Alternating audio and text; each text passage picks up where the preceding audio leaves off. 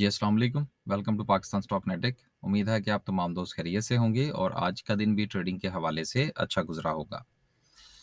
सुबह मार्केट का आगाज़ बहुत ढीला था। मार्केट में कुछ ख़ास जो था वो भागम-भाग जो है वो हमें कुछ नज़र नहीं आया मार्केट में। लेकिन उसके बाद कुछ रिफाइनरी पॉलिसी के हवाले से बातें चल रही थी। न्यूज़ मेरे तक पहुँची लेकिन वो अभी कुछ कन्फ़र्म नहीं है। तो उसका भी इम्पैक्ट जो है वो आने वाले दिनों में आ सकता है अगर वाक़यतन वो बात सच है कि पाकिस्तान की रिफाइनरी सेक्टर में जो है वो कुछ इन्वेस्टमेंट होने लगी है। दूसरी तरफ जो है वो एक बुरी खबर जो कि पेशावर में होने वाला खुदकुश धमाका था। देखें इस वक़्त पाकिस्तान की जो इकोनॉमिकल सिचुएशन है वो तो सबके सामने है और वो बच्चे-बच्चे को पता है कि हमारे हालात जो है वो इतने अच्छे नहीं हैं। अब वो क्यों नहीं है ये एक लंबी बहस है। और सबसे बड़ी जो मसले की जड़ है वो ये है कि हम में से कोई भी ये मानने को तैयार नहीं है कि मेरा कसूर है। हर बंदा जो है वो दूसरे के गले में डाल रहा है और फिर आखिरकार एक वक़्त ऐसा आएगा कि किसी का ना गला होगा ना मसला होगा और फिर सब लोग खुश रहेंगे। ख़ैर, अब सूरत-ए-हाल ये है कि पेशावर में होने वाला जो खुदकुश धमाका है, ये आपको याद होगा कि पहले भी ये एक मर्तबा ऐसा धमाका इस्लामाबाद में भी हुआ था। और उसके भी जितने भी शाखसाने थे और जितने भी उसकी तारें जो थीं, वो सारी जाके हमारे उन्हीं ट्राइबल एरियाज़ की तरफ इशारा कर रही थीं। अब सोचने वाली बात ये है कि कुछ अरसा के बाद जब वहाँ पर सूरत-ए-हाल बेहतर हो चुकी थी, तो अब ये मामलात जो हैं, ये दोबारा से फिर जो सुलगते हुए अंगारे हैं, ये दोबारा से हमें कहाँ से मिल गए हैं? इसका मतलब ये है कि कहीं न कहीं जो है, वो एक बहुत बड़ी मिस्टेक हो गई है, एक मर्तबा फिर। अब इसको सुलझाते हुए फिर मुझे लगता है कि शायद कोई 5 से 10 साल जो है वो लग जाएँगे। तो ये बहरहाल एक बड़ी अनफॉर्च्यूनेट है, अब अनफॉर्च्यूनेट का मुझे उर्दू का तर्जुमा नहीं आ रहा। ऐसी बदकिस्मती है हमारी लैंग्वेज की भी कि बहुत सारे अल्फ़ाज़ जो हैं वो उर्दू के हज़फ हो गए हैं और हमें उनका अल्टरनेट ही नहीं मिलता। बहरहाल ये मौज़ू नहीं है, मौज़ू ये है कि लॉ एंड ऑर्डर की सिचुएशन जो है वो फ़िलहाल ख़राब होती हुई नज़र आ रही है। और गुज़िश्ता काफ़ी दिनों से बल्कि महीनों से अगर आपको याद हो तो मैंने एक वीडियो की थी जिसमें मैंने थोड़ा-सा ज़िक्र करने की कोशिश की थी कि सवात के हालात, अगर आपको याद हो तो। तो उस वक़्त से मैं थोड़ा-सा इसके ऊपर नज़र रखे हुए हूँ कि हर गुज़रते हुए दिन के साथ जो है चीज़ें आउट ऑफ कंट्रोल होती चली जा रही हैं। अब सवाल ये पैदा होता है कि अगर ये मामलात जो हैं ये हमारी अफ़गानिस्तान वाली सरहद की तरफ से अगर ख़राब हो रहे हैं, तो उसको कंट्रोल क्यों नहीं किया जा रहा? वहाँ पर बैठे हुए लोगों पर बहरहाल क्वेश्चन मार्क बनता है। अब ये बात किसी और तरफ नहीं जानी चाहिए, मैं सिर्फ़ और सिर्फ़ इस पॉइंट ऑफ व्यू से बात कर रहा हूँ। अब सवाल ये है कि स्टॉक मार्केट की वीडियो में इसको इतना टाइम क्यों दिया गया इस न्यूज़ को? देखिए इसलिए दिया गया कि हमारी इकोनॉमी अगर बेहतर हो, तो फिर ये चीज़ें शायद इतनी मैटर नहीं करती। हम तो पहले ही कमज़ोर हैं, अब ऊपर से अगर लॉ एंड ऑर्डर की सिचुएशन जो है वो ख़राब होती है, तो उसका डबल इम्पैक्ट आएगा मार्केट पर। अब आज की जो मार्केट की डाउनफॉल है, इसको शायद उसके साथ नहीं जोड़ा जा सकता, खुदकुश धमाके के साथ।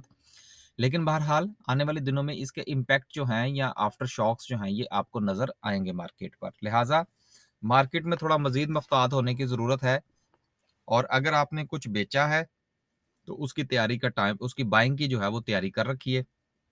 चीज़ें आपको फिर जो है वो सस्ती मिलने को तैयार हैं।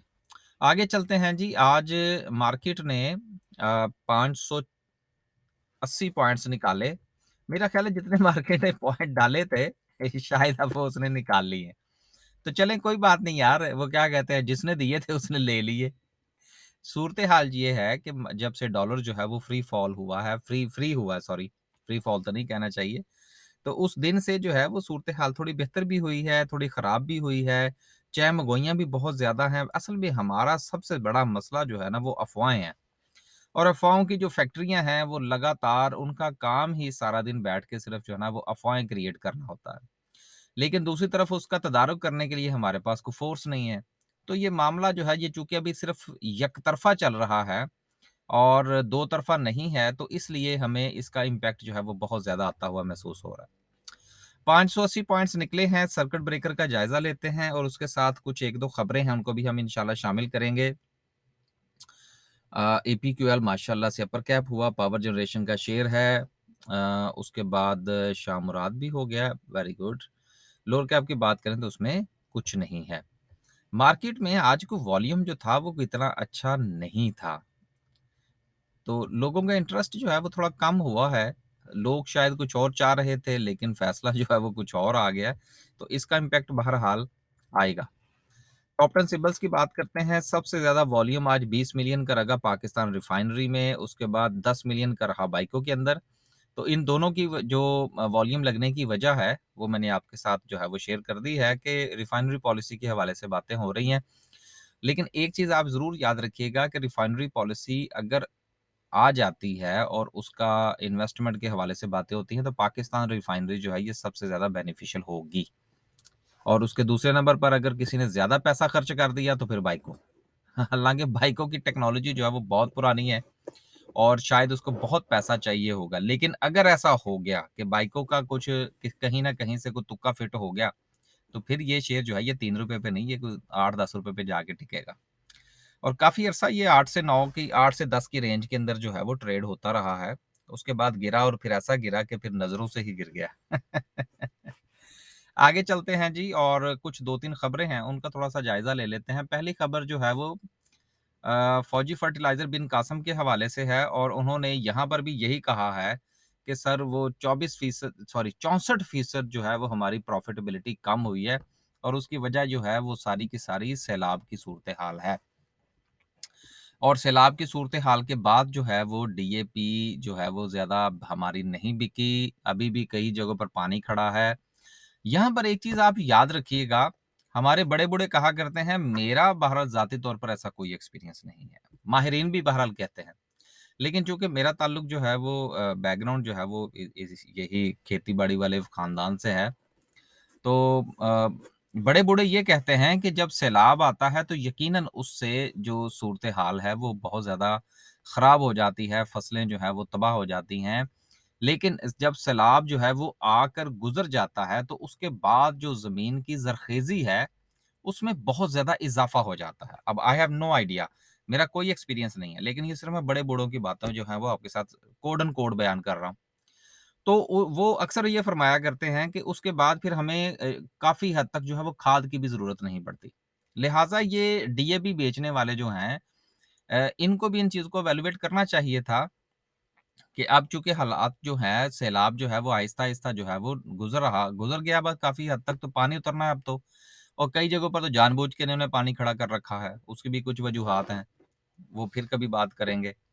तो इसलिए ये ज़मीन की जो ज़रख़ेज़ी है, उसमें बहरहाल इज़ाफ़ा हुआ है और उसकी वजह से ये खाद की खपत भी कम हुई है और इंशाल्लाह फ़सल भी अच्छी होगी। ये एक अच्छी न्यूज़ है कि जो अभी जो गंदम की बुवाई हुई है, आप देखिएगा कि ये क्रॉप जो है वो पर एकड़ के हिसाब से जो है वो अच्छी यील्ड मिलेगी। तो इसलिए इनका जो प्रॉफ़िटेबिलिटी है वो कम हुई है, इसका प्रेशर मार्केट के ऊपर भी है। इसके अलावा हालात भी ख़राब हैं, तो सारा कुछ कुल मिला के ये है कि जो फौजी फर्टिलाइज़र बिन कासम जो है, वो जो कि इस वक़्त कहाँ पर ट्रेड हो रहा है, इसको ज़रा देख लेते हैं। हमने खरीदा था इसको मेरे ख़्याल है को ₹15-16 के ऊपर, उसके बाद फिर हम खामोशी इख्तियार कर रखी है, हमने इसको खरीदा ही नहीं, हमने कहा ज़रा ठहर जाएँ।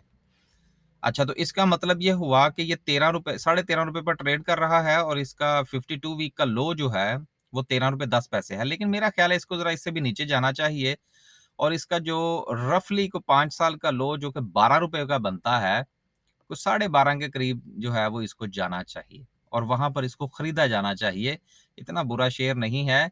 क्या आने वाले दिनों में जो है वो डीएपी इस्तेमाल नहीं होगी? यकीनन होगी। तरक्की जो है वो ज़रई मुल्क है, इसका इस्तेमाल होगा। तो अगर ₹12 पे ये शेयर आपको मिल जाए और आपको 16, 17, ₹18 पर आप इसमें से एग्ज़िट ले लें, तो कोई बड़ा समझा करें ना, कोई इतना बड़ा अ, वो क्या कहते हैं टाइम भी शायद आपको ना लगे और कुछ साल 6 महीने के अंदर ही आपके पैसे अगर कोई 40-60% बढ़ जाएँ तो कोई मज़ायका नहीं है। ये दूसरी खबर जो है एक तो एफएफबीएल की खबर थी, दूसरी खबर जो थी वो ये है कि security exchange commission of Pakistan ने 8 जो अब ब्रोकर्स हैं, उनके लाइसेंस जो है वो मनसूख कर दिए हैं। अब आप ये देख लीजिएगा कि आपका कहीं ब्रोकर जो है वो इसमें शामिल नहीं है। अब देखिए यहाँ पर मैं अक्सर एक बात कहा करता हूँ कि यार ब्रोकर की ज़िम्मेदारी नहीं है।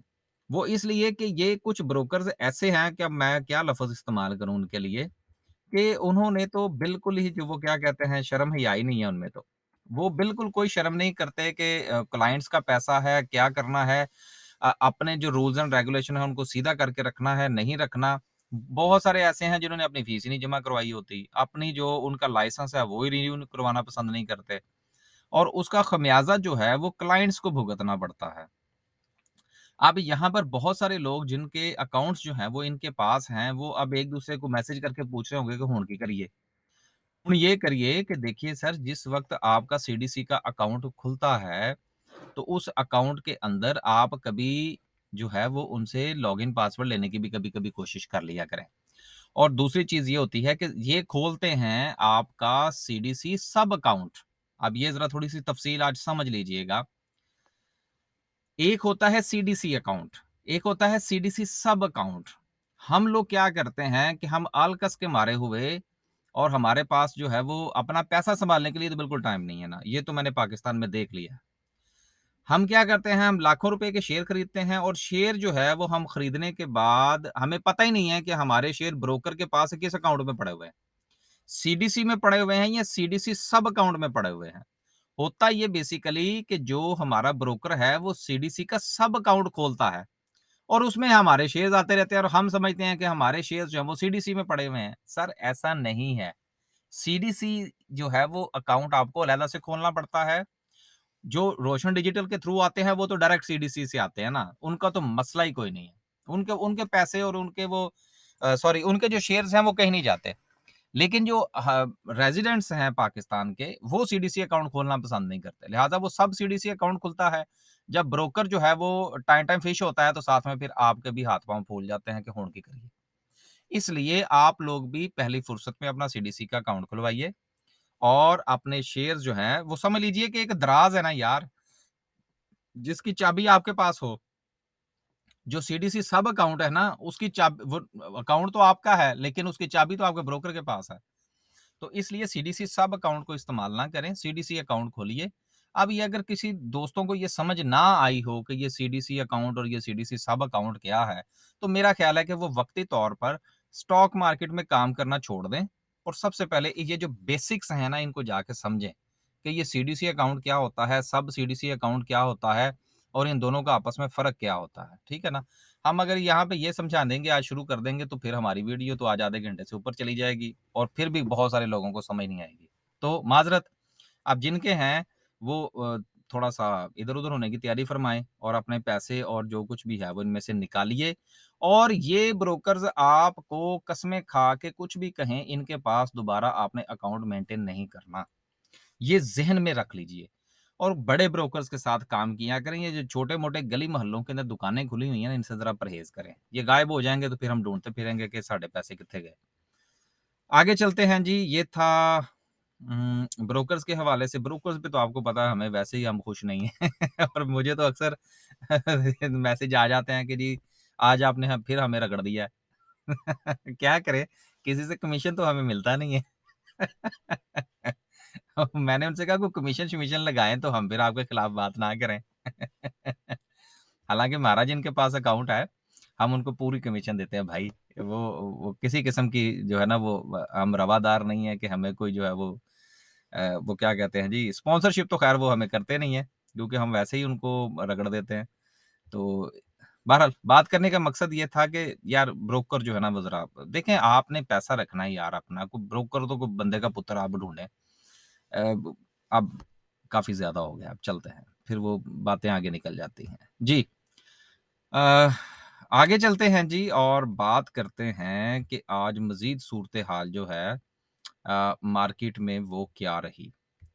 थोड़ा-सा जायज़ा लेने की कोशिश करते हैं सेक्टर्स का भी और इंडिविजुअल्स का भी। सेक्टर्स की बात करते हैं, फिर इंडिविजुअल शेयर्स की बात कर लेंगे थोड़ी-सी। सेक्टर में आज सबसे ज़्यादा जो मार पड़ी है, वो कमर्शियल बैंक्स को पड़ी है। देखें, बैंक्स को मार क्यों पड़ी है?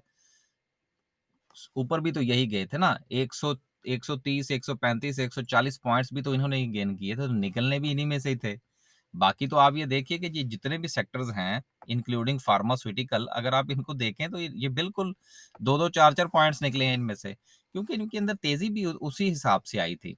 जो चीज़ें चली थी, वो पावर जनरेशन था, सीमेंट था, ऑयल एंड गैस था, टेक्नोलॉजी सेक्टर था। फर्टिलाइज़र में आपको याद होगा एंग्रो कॉर्पोरेशन बहुत अच्छा चला पिछले दिनों, तो अब शॉर्ट सेल्स तो फिर बनते थे ना उनके ऊपर। तो इसी तरह से कमर्शियल बैंक्स भी हैं। फिर आप ये भी याद रखिएगा कि दिसंबर का महीना जो है, ये हमारे बैंकिंग सेक्टर की क्लोज़र होती है। तो जब यहाँ पर क्लोजिंग होगी फिस्कल ईयर की, तो रिजल्ट्स भी आने हैं, तो लिहाज़ा कमर्शियल बैंक्स के अंदर अब ये उतार-चढ़ाव, मार-धाड़ आपको देखने को मिलेगी। लेकिन अगर आपके पास पैसे हैं, तो कमर्शियल बैंक्स बाय कीजिए। आने वाले वक़्त में जो हालात चल रहे हैं, ना प्रॉपर्टी चलनी है और स्टॉक मार्केट के भी कुछ सेक्टर्स ही चलने हैं। जिनमें मेरे पसंदीदा सेक्टर्स फिलहाल इस वक्त जो है वो सर्विसेज हैं और पावर जनरेशन। आगे चलते हैं। आगे चलते हैं जी और बात करते हैं आज की कैंडल की। कैंडल मैंने खोली तो थी, अगर मिल गई तो। सबसे पहले हम जायजा लेते हैं कि वॉल्यूम कैसा रहा। यस, अभी वीडियो के शुरू में भी हमने जिक्र किया था कि वॉल्यूम जो था हमारा वो कोई इतना खास नहीं था, इसलिए दिल ही नहीं किया आज कुछ काम करने को। तो कोई बात नहीं, वॉल्यूम कम है। दूसरी बात ये है कि मार्केट की जो क्लोजिंग है, वो इस 1000 पॉइंट्स के साथ है और मार्केट जो है वो 40,000 की जो सपोर्ट है, वहाँ पर आके खड़ी हो गई है। बस जिस तरह से मार्केट जो है वो 2 दिन में डाउनफॉल का शिकार हुई है, शायद मार्केट अपनी इस सपोर्ट को तोड़ने की कोशिश करेगी। लेकिन कोई बात नहीं है, आप इसको घबराने की ज़रूरत नहीं है, आप अपने इंडिविजुअल शेयर्स को देखिए और इस तरह से इंडेक्स को गिरता हुआ देखेंगे तो शायद आपको डिसीजन लेने में जो है वो आसानी नहीं होगी और आपको मुश्किल होगी, क्योंकि आप ये समझ रहे होंगे कि मार्केट बस गिरने ही लगी है सारी की सारी। तो इसलिए डाउनफॉल का इतना ज़्यादा मसला नहीं है। डॉलर जो है वो पहले ही इन्होंने आउट ऑफ कंट्रोल कर दिया है। पेट्रोल प्राइसेज़ इन्होंने बढ़ा दी हैं। मैंने कल भी ये बातें की थी, मैं आज भी ये कह देता हूँ। अब आगे जो इंतज़ार है वो मिनी बजट का है। मिनी बजट आएगा, हालात मज़ीद थोड़े से टाइट होंगे और फिर जो है वो इंशाल्लाह बेहतरी की भी हमें उम्मीद रखनी चाहिए। अल्लाह हाफ़िज़।